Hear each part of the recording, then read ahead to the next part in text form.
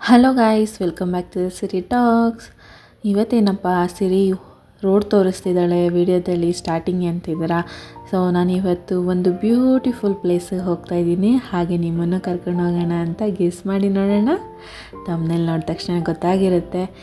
So Nandi ಬೆಟ್ಟಕ್ಕೆ ಹೋಗ್ತಾ ಇದ್ದೀನಿ. So Nandi hills. ಸೊ ಅದು ಲವರ್ ಸ್ಪಾಟ್ ಅಷ್ಟೇ ಅಲ್ಲ, ಬೇರೆ ಕೂಡ ಏನೆಲ್ಲ ಇನ್ಫಾರ್ಮೇಷನ್ ಇದೆ ಅದನ್ನು ನಾನು ನಿಮಗೆ ತಿಳಿಸ್ಕೊಡ್ತೀನಿ. ಹಂದವೇ ಹೋಗಬೇಕಾದ್ರೆ ಟೈಮ್ ಕೂಡ ಆಗಿತ್ತು, ಹಸಿವು ಕೂಡ ಆಗ್ತಾಯಿತ್ತು. ಸೊ ಹೀಲ್ಸಲ್ಲೆಲ್ಲ ಸುತ್ತಾಡಬೇಕು ಅಂತ ಅಂದರೆ ಶಕ್ತಿ ಬೇಕಲ್ಲ, ಸೊ ಎನರ್ಜಿ. ಹಾಗೆ ಹಂದವೇ ಹೋಗಬೇಕಾದ್ರೆ ದೋಸೆ ತಿಂದೆ. ನಾಟ್ ಬ್ಯಾಡ್, ಅಷ್ಟು ಚೆನ್ನಾಗಿತ್ತು ಅಂತ ಹೇಳ್ಬೋದು. ದೋಸೆ ಮತ್ತು ಚಿತ್ರಾನ್ನ ಎರಡೂ ಕೂಡ ಟ್ರೈ ಮಾಡಿದ್ವಿ. ಬಟ್ ದೋಸೆ ಓಕೆ, ಚಿತ್ರಾನ್ನ ತುಂಬ ಚೆನ್ನಾಗಿತ್ತು. ಆ್ಯಕ್ಚುಲಿ ಈ ಥರ ಸಣ್ಣ ಸಣ್ಣ ಅಂಗಡಿಲೇ ಊಟ ತುಂಬಾ ಚೆನ್ನಾಗಿರುತ್ತೆ. ಸೊ ತಿಂಡಿನ ಮುಗಿಸಿ ನಾನು ಹೋಗಬೇಕಾದ್ರೆ ರೋಡ್ ಸೈಡಲ್ಲಿ ಫ್ಲವರ್ಸ್ ಎಲ್ಲ ಇತ್ತು. ತುಂಬ ಚೆನ್ನಾಗಿ ಕಾಣಿಸ್ತಾ ಇತ್ತು. ಹಾಗೆ ನೋಡ್ತಾ ಸುತ್ತಮುತ್ತ ನೇಚರ್ಸ್ ಎಲ್ಲ ಅಂದವೇ ನನ್ನ ಜರ್ನಿನ ನಾನು ಸ್ಟಾರ್ಟ್ ಮಾಡಿದೆ. ಎಷ್ಟು ಬೇಗ ಹೋದ್ವಿ ಅಂತಲೇ ಗೊತ್ತಾಗಿಲ್ಲ. ಸೊ ನಾನು ಹೋಗಬೇಕಾದ್ರೆ ಅಂದವೇ ನಾನು ಹೋಗೋಕ್ಕಿಂತ ಮುಂಚೆ ಯಾವಾಗಲೂ ನಾನು ಯಾವುದಾದ್ರೂ ಪ್ಲೇಸಿಗೆ ಹೋಗ್ತೀನಿ ಅಂದರೆ ಫಸ್ಟು ಅದ್ರ ಬಗ್ಗೆ ಇನ್ಫಾರ್ಮೇಷನ್ನ ಸರ್ಚ್ ಮಾಡ್ತೀನಿ. ಸೊ ಅಂದವೇ ಹೋಗಬೇಕಾದ್ರೂ ಅದನ್ನೇ ಮಾಡ್ತಾಯಿದ್ದೆ. ನಾನು ಮನೇಲಿ ಕೂಡ ಸರ್ಚ್ ಮಾಡಿ ಇನ್ಫಾರ್ಮೇಷನ್ ತಿಳ್ಕೊಂಡಿದ್ದೆ. ಬಟ್ ಇನ್ನೂ ಏನಾದರೂ ಡಿಫ್ರೆಂಟ್ ಇದೆಯಾ ಅಂತ ಚೆಕ್ ಮಾಡಿಕೊಂಡು ಅದ್ರ ಬಗ್ಗೆ ಯೋಚನೆ ಮಾಡಿಕೊಂಡು ಹೋಗ್ತಾಯಿದ್ದೆ. ಪ್ಲ್ಯಾನ್ ಮಾಡ್ತಾಯಿದ್ದೆ ಯಾವ ಥರ ಇಂಟ್ರೊಡ್ಯೂಸ್ ಮಾಡಬೇಕು, ಯಾವ ಥರ ಸ್ಟಾರ್ಟ್ ಮಾಡಬೇಕು ಅಂತ. ಓಕೆ, ಫೈನಲಿ ಬಂದೆ. ಗೈಸ್, ಇವತ್ತು ಮತ್ತೊಂದು ಜಾಗಕ್ಕೆ ಬಂದಿದ್ದೀವಿ. ಸೊ ಪ್ಲೇಸ್ ಯಾವುದಪ್ಪ ಅಂತ ಹೇಳಿದ್ರೆ ನಂದಿ ಹಿಲ್ಸ್, ನಂದಿ ಬೆಟ್ಟಕ್ಕೆ ದಾರಿ. ಸೊ ಎಂಟ್ರೆನ್ಸ್ ಅಲ್ಲಿ ಇದ್ದೀನಿ. ಸೊ ಬೆಟ್ಟ ಇಲ್ಲಿಂದ ಸ್ಟಾರ್ಟ್ ಆಗುತ್ತೆ. ಹಿಲ್ಸ್ ಬೆಂಗಳೂರಲ್ಲಿ ಇರೋರಿಗೆ ಆಲ್ಮೋಸ್ಟ್ ಎಲ್ರಿಗೂ ಗೊತ್ತಿರುತ್ತೆ, ಲವರ್ ಸ್ಪಾಟ್ ಅಂತ ಹೇಳ್ಬೋದು. ಬಟ್ ಅದ್ರ ಜೊತೆ ಇನ್ನೂ ವಿಶಿಷ್ಟವಾದಂತಹ ಮಾಹಿತಿಗಳು ಕೂಡ ಇದೆ. ಅದನ್ನು ಕೂಡ ನಿಮ್ ಜೊತೆ ತಿಳಿಸ್ಕೊಡ್ತೀನಿ. ಹಾಗೆ ನೋಡೋಣ.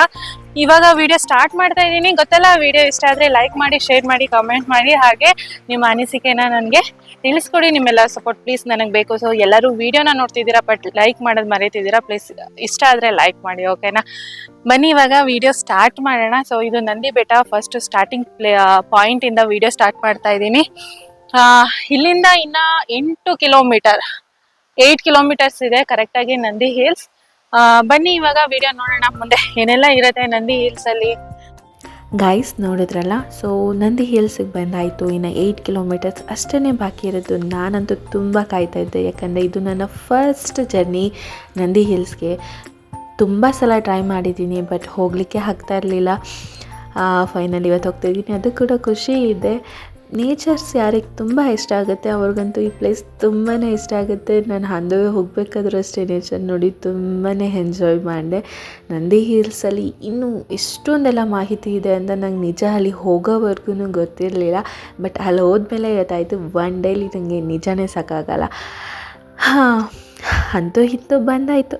ಬನ್ನಿ ನಂದಿ ಹಿಲ್ಸಲ್ಲಿ ಹೋಗಿ ಏನೆಲ್ಲ ಇದೆ, ಏನೆಲ್ಲ ನೋಡಿದೆ ನಿಮ್ಮ ಜೊತೆನೂ ಕೂಡ ಶೇರ್ ಮಾಡ್ಕೋತೀನಿ. ಗೈಸ್, ಫೈನಲಿ ನಂದಿ ಬೆಟ್ಟಕ್ಕೆ ಬಂದೆ. ಸೊ ಇದು ಬಂದ ಎಂಟ್ರೆನ್ಸ್, ಇಲ್ಲಿಂದಾನೇ ಇರೋದು. ಸ್ಟೆಪ್ಸ್ ನೋಡ್ಬೋದು. ಸೊ ನಂದಿ ಬೆಟ್ಟದಲ್ಲಿ ಯಾವೆಲ್ಲ ಪ್ಲೇಸ್ ಇದೆ ಅಂತ ಇಲ್ಲೊಂದು ಬೋರ್ಡ್ ಹಾಕಿದ್ದಾರೆ. ಟೋಟಲ್ ಒಂದು 20 ಪ್ಲೇಸಸ್ ನಾವು ಕವರ್ ಮಾಡ್ಬೋದಂತೆ. ಗಾಂಧಿ ನಿಲಯ, ಪಾಲರ್ ನದಿ, ಮತ್ತೆ ವೀಕ್ಷಣಾ ಸ್ಥಳಗಳು, ನೆಹರು ನಿಲಯ, ಟಿಪ್ಪು ಸುಲ್ತಾನ್ ವಸತಿ ಗೃಹಾಲಯ. ಸೊ ಈ ತರ ಹಲವಾರು ಇದೆ ಪ್ಲೇಸಸ್. ನೋಡೋಣ ಆದಷ್ಟು ಇವತ್ತು ಎಷ್ಟು ಕವರ್ ಮಾಡಕ್ಕಾಗುತ್ತೆ, ಎಷ್ಟು ನಿಮ್ಗೆ ತಿಳಿಸ್ಕೊಡಕ್ಕಾಗತ್ತೆ ಅಷ್ಟು ನನ್ನ ಪ್ರಯತ್ನ ಮೀರಿ ನಾನು ನಿಮ್ಗೆ ತಿಳಿಸ್ಕೊಡ್ತೀನಿ. ಆದ್ರೆ ನೀವು ಮಾಡ್ಬೇಕಾಗಿರೋದು ಗೊತ್ತಲ್ಲ, ಲೈಕ್. ಬನ್ನಿ ಇವಾಗ ವಿಡಿಯೋ ಸ್ಟಾರ್ಟ್ ಮಾಡೋಣ. ಸ್ಟಾರ್ಟಿಂಗ್ ಇಂದ ಬನ್ನಿ.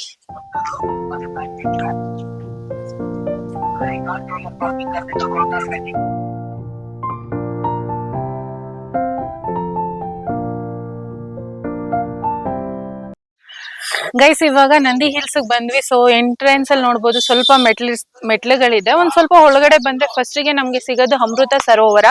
ಇದು ಸುಮಾರು ಕಟ್ಟಿ 1000 ವರ್ಷಗಳ ಹಿಂದೆ ಕಟ್ಟಿರೋದಲ್ಲ, ಇಲ್ಲಾಂದ್ರೆ ಚೋಳರ ಕಾಲದಲ್ಲಿ. ಓಕೆ.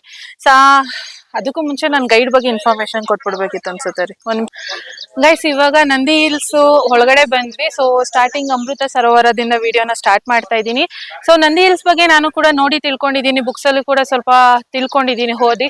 ಬಟ್ ಆದ್ರೂ ಎಷ್ಟು ತಿಳಿದಿದ್ರು ಒಂದು ಸ್ಥಳಕ್ಕೆ ಹೋದ್ರೆ ನಮ್ಗೆ ಅದ್ರ ಮಾಹಿತಿನ ಅಲ್ಲಿ ಸ್ಥಳೀಯರಿಂದ ತಿಳ್ಕೊಂಡಾಗ, ಇಲ್ಲ ಅಲ್ಲಿ ಗೈಡ್ ಯಾರು ಇರ್ತಾರೆ ಅವರಿಂದ ತಿಳ್ಕೊಂಡಾಗ ನಮ್ಗೆ ಪೂರ್ತಿ ವಿವರಣೆ ಗೊತ್ತಾಗುತ್ತೆ ಅಂತ ಹೇಳ್ಬೋದು. ಸೊ ಫಸ್ಟ್ ನಮ್ಗೆ ಒಳ್ಳೆ ಗೈಡ್ ಸಿಕ್ಕಿದ್ದಾರೆ, ವಿಶ್ವ. ಸೊ ವಿಶ್ವ ಅಂತ ಇವಾಗ ನಂಗೆ ಅವ್ರು ಏನೆಲ್ಲ ಎಕ್ಸ್ಪ್ಲೈನ್ ಮಾಡ್ತಾರೆ, ನಂಗೆ ಏನೆಲ್ಲ ತಿಳಿಸ್ಕೊಡ್ತಾರೆ ಅದನ್ನು ಕೂಡ ನಾನು ನಿಮ್ ಜೊತೆ ಶೇರ್ ಮಾಡ್ತೀನಿ. ಫಸ್ಟಿಗೆ ನಾವು ನಂದಿ ಹಿಲ್ಸ್ ಅಲ್ಲಿ ನೋಡೋದಾದ್ರೆ ಬಂದ ತಕ್ಷಣ ನಮ್ಗೆ ಸಿಗೋದು ಅಮೃತ ಸರೋವರ. ಇದು ರಾಜರಾಜೇಂದ್ರ ಚೋಳ ಅಂತ ಅನ್ನೋರು ಫಸ್ಟ್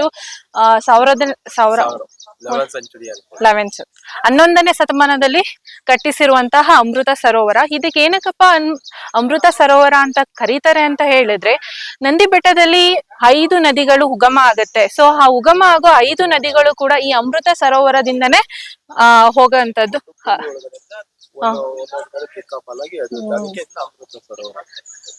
ಪುಷ್ಕರಣಿ ಅಂತಾನು ಹೇಳ್ತಾರೆ. ಭೂಮಿ ಒಳಗಡೆಯಿಂದ ಹೋಗೋದ್ರಿಂದ ಅಮೃತ ಸರೋವರ ಅಂತ ಹೇಳ್ತಾರೆ. ಸೊ ಇದ್ರ ಮೆಟ್ಲು ಕೂಡ ನೋಡ್ಬೋದು ನೀವು, ಒಂದೊಂದು ಕೂಡ 32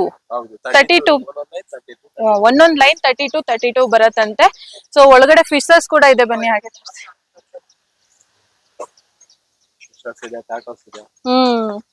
ನೋಡ್ಬೋದು. ನಿಮ್ಗೆ ಆಮೆ ಮತ್ತೆ ಬಣ್ಣ ಬಣ್ಣದ ಮೀನುಗಳು ಎಲ್ಲ ಕೂಡ ನೋಡ್ಲಿಕ್ಕೆ ಸಿಗತ್ತೆ.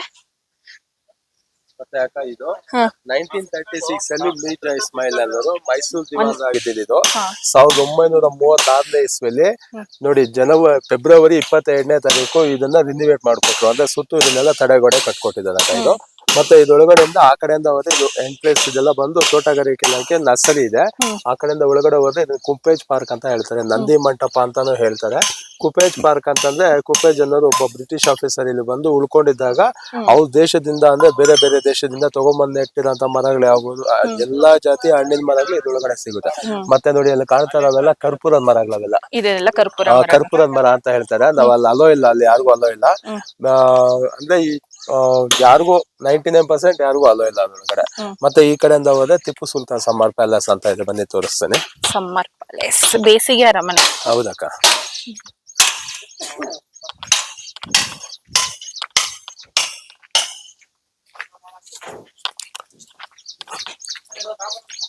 ನೋಡಿ ಅಕ್ಕ, ಇದು ಬಂದು ಟಿಪ್ಪು ಸುಲ್ತಾನ್ ಸಮ್ಮರ್ ಪ್ಯಾಲೇಸ್ ಅಂತ ಹೇಳ್ಬಿಟ್ಟು ಇಲ್ಲಿ ಬಂದು ಟಿಪ್ಪು ಸುಲ್ತಾನ್ ಸುಮಾರು ಒಂದು 300 ವರ್ಷದಿಂದ ಇಲ್ಲಿ ಆಳ್ವಿಕೆ ಮಾಡ್ತಾ ಇದ್ದಂತೆ.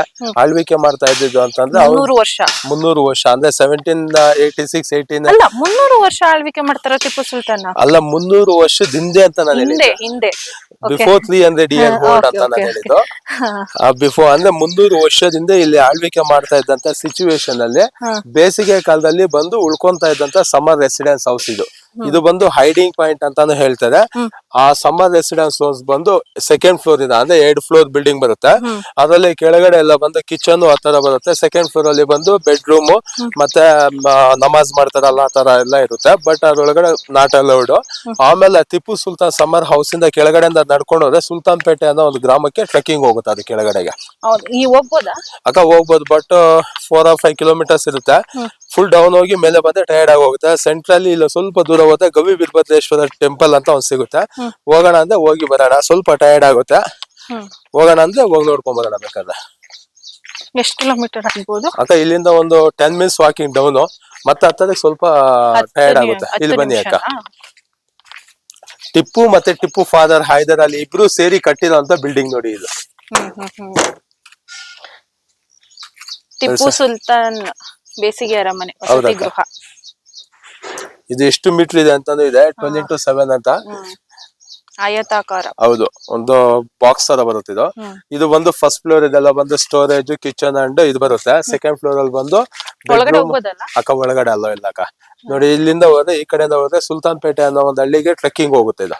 ನೋಡಿ ಅಲ್ಲಿ ಒಂದು ಬೋರ್ಡ್ ಇದೆ ನೋಡಿ, Tipu Sultan summer residence house ಅಂತ. ಅಂದ್ರೆ ಇದ್ರೊಳಗಡೆ ಅಲ್ಲ, ಇಲ್ಲಿ ಹೋಗ್ಬೋದಲ್ಲ? ಇಲ್ಲಿ ಹೋಗ್ಬೋದು, ತೊಂದ್ರೆ ಇಲ್ಲ.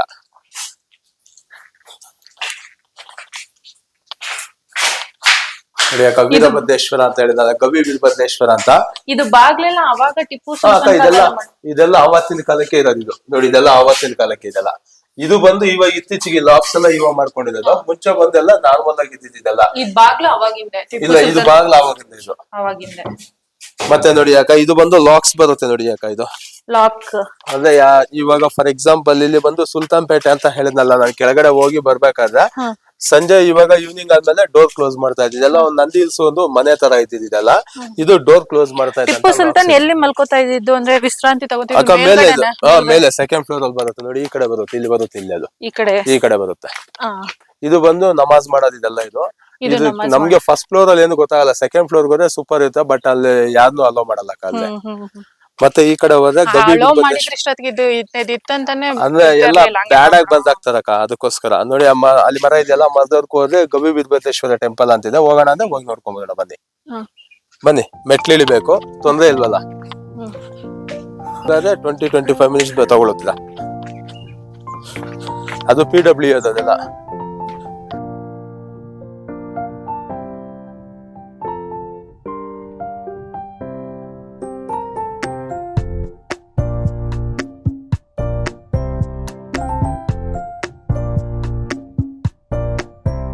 ಇವತ್ ನೋಡಿ, ಯಾಕಂದ್ರೆ ನೀವು ನಂದಿ ಹಿಲ್ಸ್ ಅಲ್ಲಿ ಇಷ್ಟೆಲ್ಲ ಇದೆಯಾ, ಇಷ್ಟೆಲ್ಲ ನೀವು ಎಷ್ಟ್ ಸರಿ ಬಂದಿದ್ದೀರೋ ಬಟ್ ನನಗೆ ಗೊತ್ತಿಲ್ಲ 100%.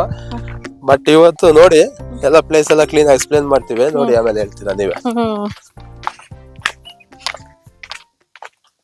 ಅಲ್ಲಿ ಕಾಣ್ತಾ ಇದೆಯಲ್ಲ, ಅದು ಗವಿ ವೀರಭದ್ರೇಶ್ವರ ಟೆಂಪಲ್ ಅಂತ ಹೇಳ್ತಾರೆ. ಅದು ಬೃಹತ್ ಆದ ಬಂಡೆಗಳ ಕೆಳಗಡೆ ಅಂತದ್ದು ಗವಿ ವೀರಭದ್ರೇಶ್ವರ ಟೆಂಪಲ್ ಅಂತ ಹೇಳ್ಬಿಟ್ಟು ನೋಡಿ. ಇಲ್ಲೂ ಬಂದು ಇಲ್ಲಿದೆ ನೋಡಿ, ಕನ್ನಪ್ಪರಾಯನ ಮಗ ದೇವಯ್ಯ ಅನ್ನೋರು ಇದಕ್ಕೆ ಬಾಕ್ಲಿಟ್ಟಿದ್ದು. ಅಂದ್ರೆ 1397ನೇ ಇಸ್ವಿಯಲ್ಲಿ ಕನ್ನಪ್ಪರಾಯನ ಮಗ ದೇವಯ್ಯ ಅನ್ನೋದು ಬಾಕ್ಲಿಟ್ಟಿರೋದು.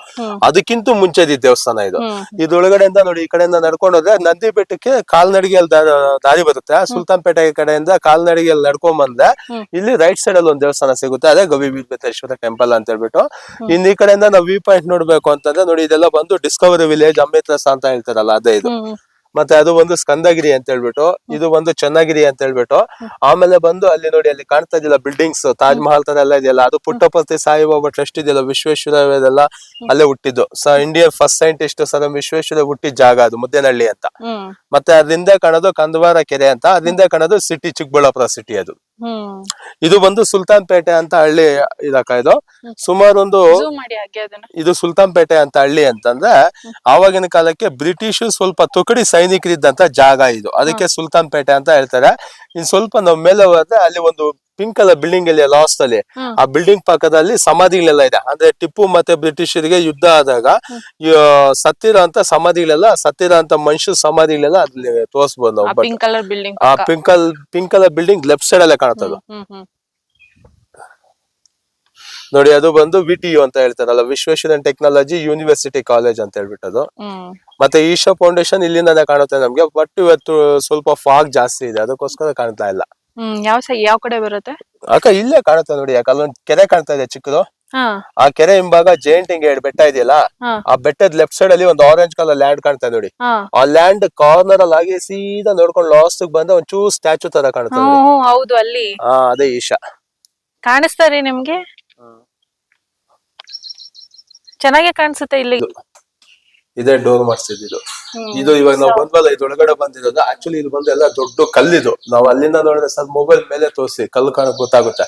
ಆ ಕಲ್ಲಿನ ಕೆಳಗಡೆ ಇರೋದು ನಾವೀಗ. ಬನ್ನಿ ಒಳಗಡೆ ಹೋಗೋಣ ನೋಡಿ. ಇದೆಲ್ಲ ಗುಹೆ, ಇದು ನ್ಯಾಚುರಲ್ ಕೇವ್. ಇದು ಈ ಕಲ್ಲೊಳಗಡೆ ಇದು ಟೆಂಪಲ್. ಬನ್ನಿ ಬಾಸ್.